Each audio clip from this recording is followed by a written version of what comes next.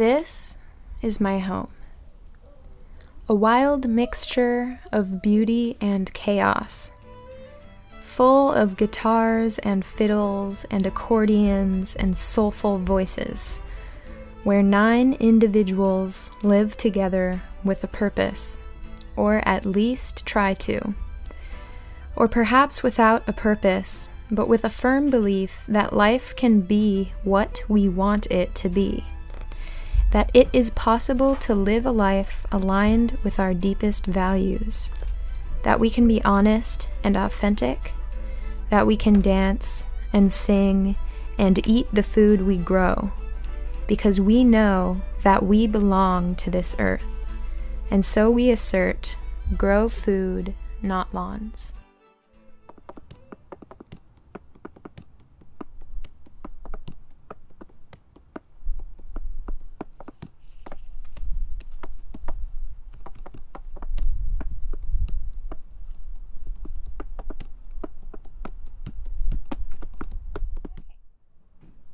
Well, my name is Patrick Mojica, and I am a resident here at Food Not Lawns, Laurel Manor, and carbon-based life form, doing my thing, student at Cabrillo College, studying engineering.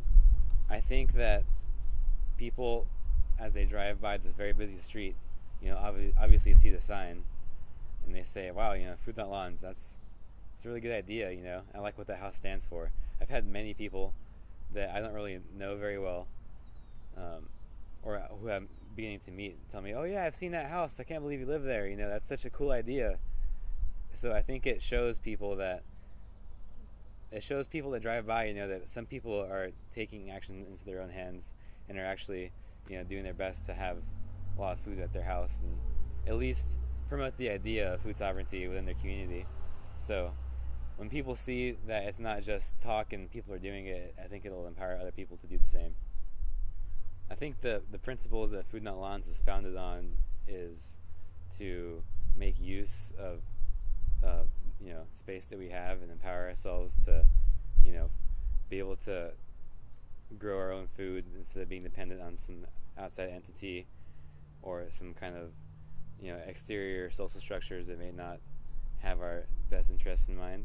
So I think it was a really empowering idea to have local food and not have transportation energy, embedded energy and transportation bring here or there, and really know what goes into making your own food and having kind of a better connection with the earth and a better understanding of the energy needed to keep a human being alive.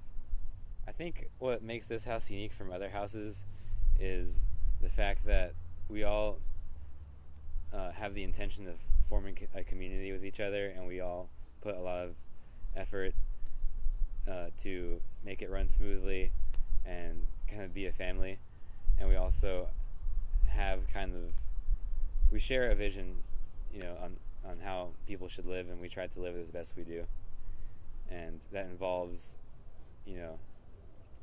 unabashed self-expression, whether it's music or walking around your house naked or making really good food or nerding out on some science.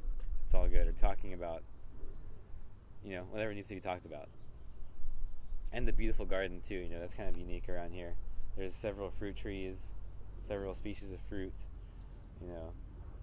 herbs, culinary herbs, leafy greens.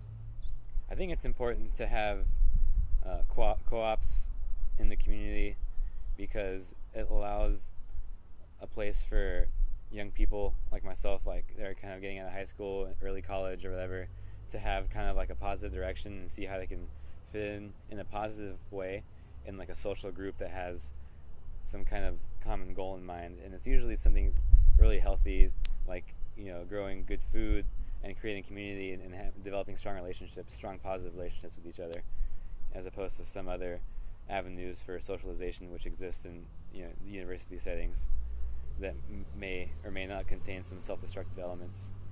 But it definitely creates a sense of community, and I think that is one of the lack of a sense of community is one of the things that's kind of eroding the base of our society nowadays. We're so compartmentalized, within our world of computers and Facebook, that we don't take the time to meet our neighbors or like talk to each other face to face or have dinner with our family.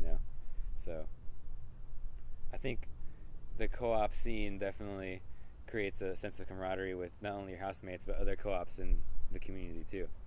From the valley, oh.